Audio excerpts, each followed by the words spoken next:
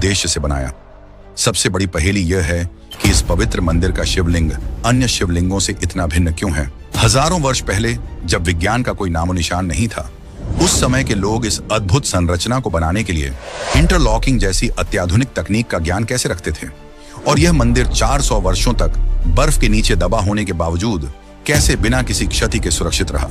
एक और रहस्यमयी पहलू यह है कि जब मंदिर के कपाट 6 महीनों के लिए बंद रहते हैं, तब भी अंदर जलने वाला दीपक कैसे लगातार जलता रहता है। ऐसा कौन सा अदृश्य स्रोत है जो इस दीपक को बुझने नहीं देता। और फिर 2013 की विनाशकारी बाढ़ के दौरान जब पूरा क्षेत्र तबाह हो गया था, तो मंदिर को बचाने के लिए पीछे से आई विशालकाय भीमशिला को वहां किसने रखा। क्या यह सब महज संयोग था या फिर यह किसी दिव्य शक्ति का असाधारण चमत्कार।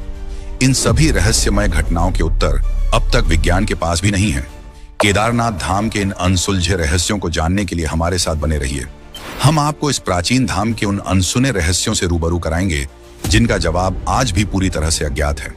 भारत के उत्तराखंड में स्थित केदारनाथ धाम केवल एक मंदिर भर नहीं है, जो हिमालय की बर्फीली ऊंचाइयों पर सदियों से अनगिनत भक्तों को अपनी ओर आकर्षित करता आया है।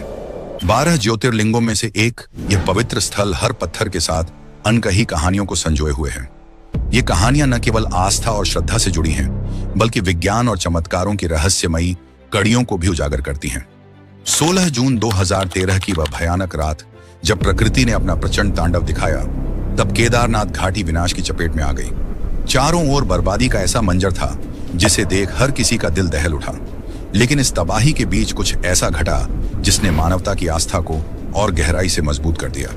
विनाश के इस भयंकर रूप के बीच एक दिव्य चमत्कार हुआ जिसने पूरी दुनिया का ध्यान अपनी ओर खींच लिया। आइए हम आपको उस भयावह रात की घटनाओं और इस मंदिर से जुड़े चमत्कारों के बारे में विस्तार से बताते हैं कि कुछ रहस्य ऐसे हैं जो विज्ञान की सीमाओं से भी परे हैं। जिस रात केदारनाथ मंदिर को बचाने वाला चमत्कार हुआ, उस रात प्रकृति ने अपने प्रचंड रूप का प्रदर्शन किया। मंदाकिनी नदी का उफान, भारी बारिश और चौराबारी ग्लेशियर के पिघलने से हालात बेहद खतरनाक हो गए। पानी, पत्थर और मलबे की एक विकराल लहर ने पूरे शहर को अपनी चपेट में ले लिया। जहां पहले पहाड़ों की शांति और सुंदरता थी, वहां अब विनाश और तबाही का नजारा था। होटल, घर, दुकानें, सब कुछ इस भयंकर आपदा में बह गया। करीब 6000 लोगों ने अपनी जान गंवा दी और लाखों लोग बेघर हो गए। चारों ओर सिर्फ चीख पुकार और बर्बादी का मंजर था। लेकिन इस आपदा का सबसे भयावह पहलू यह था कि इसका अगला निशाना केदारनाथ मंदिर था। पानी और मलबा तेजी से भगवान शिव के पवित्र धाम की ओर बढ़ रहा था। ऐसा लग रहा था मानो यह प्रलय इस प्राचीन मंदिर को नष्ट करने के लिए आई हो। इसी भयावहता के बीच एक ऐसी घटना घटी जिसने सबको हैरान कर दिया और भक्तों की आस्था को एक नया आधार दिया। जैसे ही बाढ़ का उफान केदारनाथ मंदिर की ओर बढ़ा, ऐसा प्रतीत हो रहा था मानो यह प्राचीन धाम इस विनाशकारी प्रलय की चपेट में आ जाएगा। एक विशाल शिला, जिसे अब भीमशिला के नाम से जाना जाता है, पानी के तेज बहाव के साथ बहती हुई मंदिर के पीछे आकर अचानक रुक गई। यह पत्थर लगभग 50 फीट की दूरी पर स्थिर हो गया और मंदिर को घेरने वाली बाढ़ को 2 हिस्सों में विभाजित कर दिया। उस क्षण ऐसा लगा मानो भगवान शिव ने स्वयं अपनी कृपा से इस पवित्र धाम को संरक्षित किया हो। बाढ़ का सारा पानी उस विशाल शिला से टकराकर मंदिर के दोनों ओर से बह गया और जहां आसपास के सभी ढांचे ध्वस्त हो गए, वहीं शिव का यह पवित्र धाम चमत्कारिक रूप से सुरक्षित खड़ा रहा। यह घटना भक्तों के लिए केवल एक प्राकृतिक संयोग नहीं, बल्कि शिव की दिव्य उपस्थिति और उनकी कृपा का जीता जागता प्रमाण बन गई। इस शिला को स्थानीय निवासियों ने भीमशिला नाम दिया।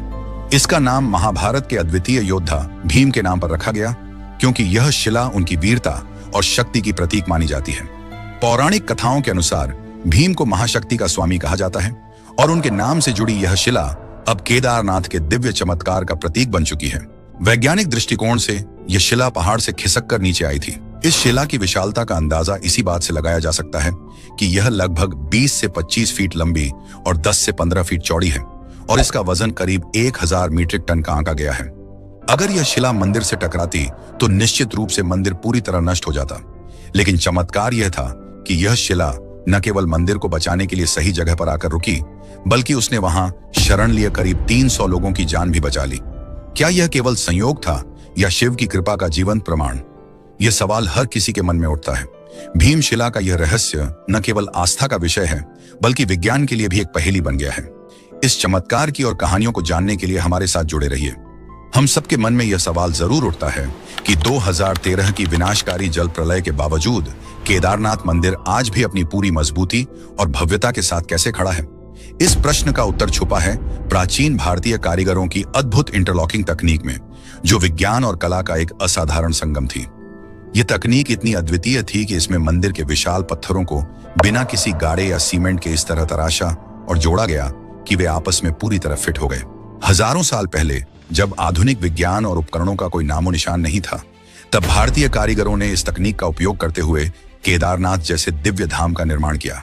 इन पत्थरों को इतने सटीक तरीके से काटा और तराशा गया कि वे आपस में एकदम सटीक रूप से लॉक हो जाते थे। यही नहीं, इस तकनीक ने मंदिर को समय समय पर आने वाली प्राकृतिक आपदाओं जैसे कि भूकंप, भारी हिमपात और बाढ़ से बचाए रखा। 2013 की जल प्रलय, जिसने पूरे क्षेत्र को तबाह कर दिया, उसके बावजूद यह मंदिर किसी चमत्कार की तरह सुरक्षित खड़ा रहा।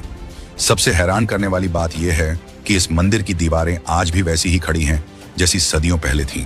यह इंटरलॉकिंग तकनीक ने पत्थरों को इतनी मजबूती और स्थिरता दी कि उन्हें कोई भी आपदा हिला नहीं सकी। वैज्ञानिक भी इस प्राचीन तकनीक को समझने और इसकी बारीकियों को जानने में असमर्थ हैं। यह न केवल भारतीय वास्तुकला और कारीगरी की श्रेष्ठता को दर्शाता है, बल्कि यह भी प्रमाणित करता है कि प्राचीन भारत में विज्ञान और कला का स्तर कितना उन्नत था। यही तकनीक केदारनाथ मंदिर को एक अमर धरोहर बनाती है, जो शिव भक्तों की आस्था का केंद्र और वास्तु कौशल का चमत्कारिक उदाहरण है।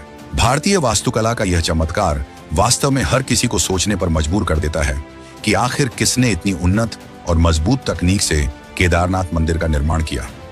पौराणिक मान्यताओं के अनुसार यह अद्भुत मंदिर पांडवों ने भगवान शिव को प्रसन्न करने के लिए बनवाया था।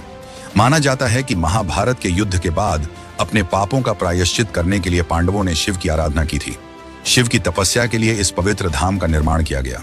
दूसरी ओर ऐतिहासिक और पुरातात्विक मान्यताओं के अनुसार इस मंदिर का पुनर्निर्माण आदि शंकराचार्य ने 8वीं शताब्दी में करवाया, जो हिंदू धर्म के महान संत और विचारक थे।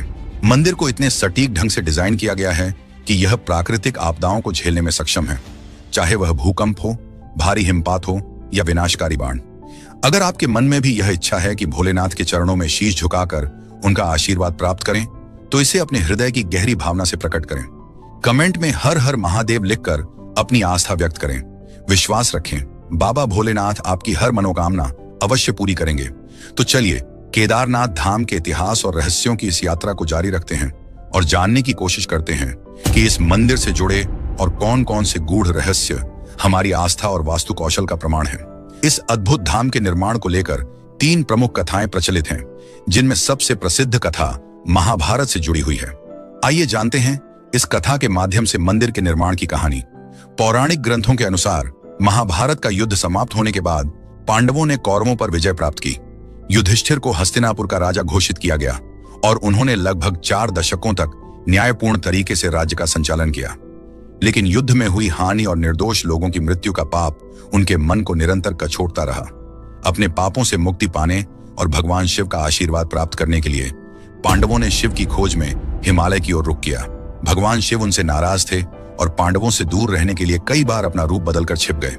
कहा जाता है कि अंततः केदारनाथ के इस पवित्र स्थान पर पांडवों को शिव के दर्शन हुए और उनकी आराधना के फलस्वरूप इस स्थान को मंदिर रूप में स्थापित किया गया। यह स्थल शिव की भक्ति और तपस्या का प्रतीक बन गया और पांडवों की कथा ने इसे और भी पवित्र और महत्वपूर्ण बना दिया। एक दिन पांडव भगवान श्री कृष्ण के साथ बैठे हुए महाभारत के भयंकर युद्ध और उसकी घटनाओं की समीक्षा कर रहे थे। युद्ध की भयानक स्मृतियां उनके मन में गहरी छाप छोड़ चुकी थीं। चर्चा के दौरान पांडवों ने अपनी चिंता प्रकट करते हुए श्री कृष्ण से कहा, हे नारायण, हमने अपने बंधु बांधवों और गुरुजनों का वध किया है और यह कलंक हमारे सिर पर सदा रहेगा। हमें यह बताइए कि इस पाप से मुक्ति का क्या उपाय है।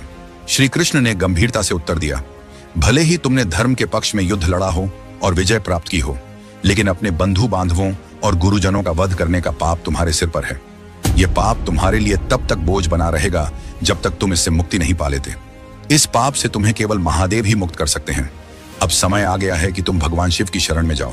श्री कृष्ण के इन वचनों ने पांडवों को मार्गदर्शन दिया, लेकिन उनका मन अब भी भारी था।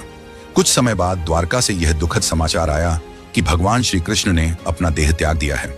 इस खबर ने पांडवों को गहरे शोक और असमंजस में डाल दिया। उनके सदा के मार्गदर्शक और सहायक अब इस दुनिया में नहीं रहे थे। इस कठिन समय में पांडवों ने यह निर्णय लिया कि राज्य का उत्तरदायित्व परीक्षित को सौंप देंगे। उन्होंने हस्तिनापुर के सिंहासन का भार परीक्षित पर डाल